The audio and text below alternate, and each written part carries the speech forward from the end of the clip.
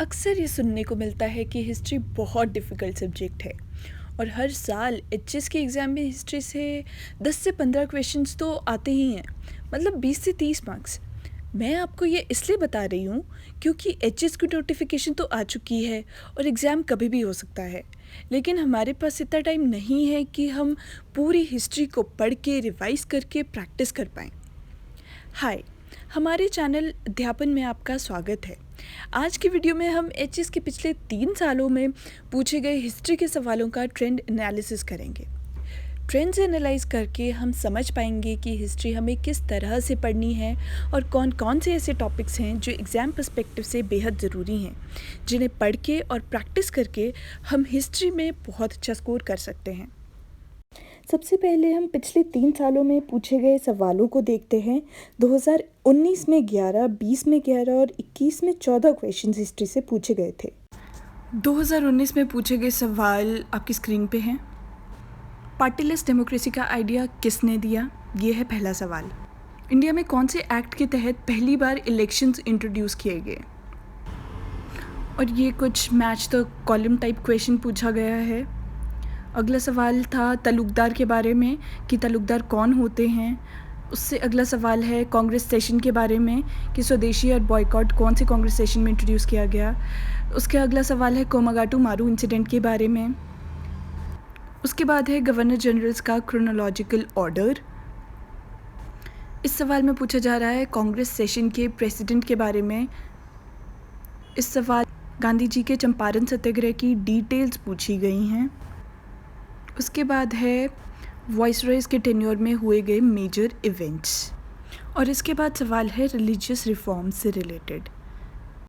2020 में पूछे गए सवाल कुछ ये हैं। फिर से रिलीजियस मूवमेंट के बारे में सवाल पूछा गया है। इसमें ऑर्गेनाइजेशंस के बनने का क्रोनोलॉजिकल ऑर्डर पूछा गया है। इसमें वर्नाक्युलर प्रेस एक्ट की डेट पूछी गई है। इस सवाल में पबना रिवोल्ट के बारे में पूछा गया है।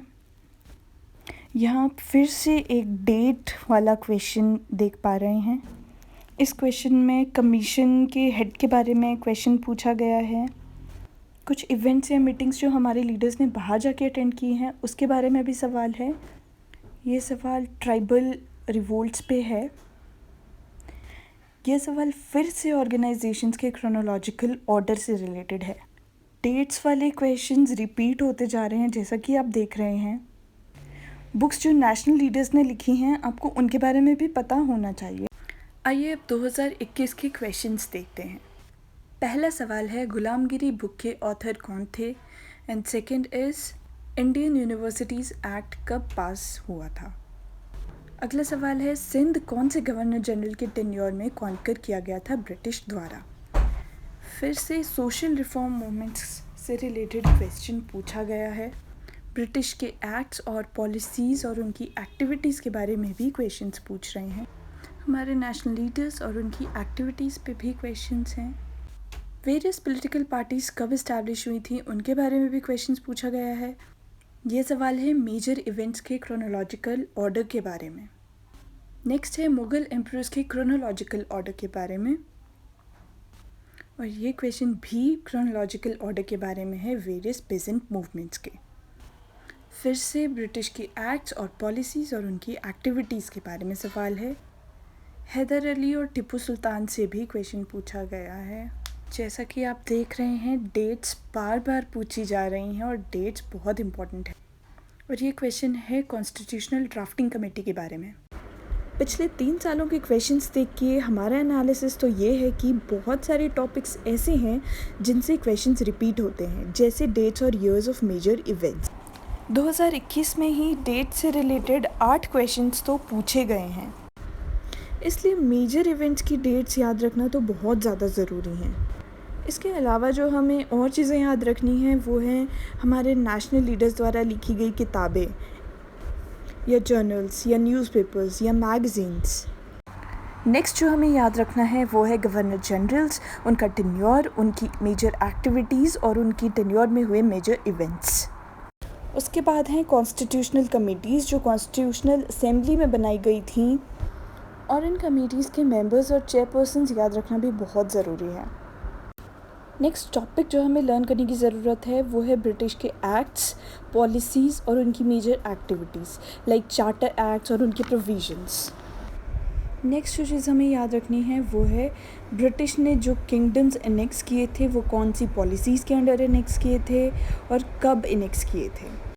उसके बाद हमें करना है social reform movements, tribal and peasant revolts etcetera. हमें इनके लीडर्स, इनकी एक्टिविटीज़ और इनकी डेट्स याद रखनी है। नेक्स्ट जो बहुत इम्पॉर्टेंट चीज़ आ जाती है वो है पॉलिटिकल पार्टीज़ की फॉर्मेशन, उनकी डेट्स और किसने वो पॉलिटिकल पार्टीज़ फॉर्म की। अगेन डेट्स हमें याद रखनी है क्योंकि क्रोनोलॉजी बार बार पूछी जा रही है। नेक्स्ट जो हमें याद रखना है वो है कांग्रेस सेशंस, कहाँ पे सेशंस हुए हैं, कब हुए हैं और उनके presidents. Not all the sessions but major ones. Governor generals की क्रोनोलॉजी भी बार बार पूछ रहे हैं, तो don't forget to remember the chronology of governor generals and viceroys. इसके बाद मेजर इवेंट्स जैसे Champaran satyagraha, Bardoli satyagraha, quit India movement, civil disobedience movement, इनकी माइनर से माइनर डिटेल्स भी हमें याद होनी चाहिए, तो इन्हें अच्छी तरह से लर्न करना है। तो ये कुछ ऐसे टॉपिक्स थे जिन्हें अगर आप अच्छी तरह से पढ़ के जाएंगे तो आपके मार्क्स हिस्ट्री में कम आ ही नहीं सकते। So that's it for today's video. अगर आपको हमारी आज की वीडियो पसंद आई हो तो प्लीज़ इसे लाइक कीजिए, शेयर कीजिए और कमेंट में लिखिए आप किस टॉपिक पे वीडियो देखना चाहते हैं। एंड जिसने सब्सक्राइब नहीं किया है प्लीज़ सब्सक्राइब कीजिए। Thank you.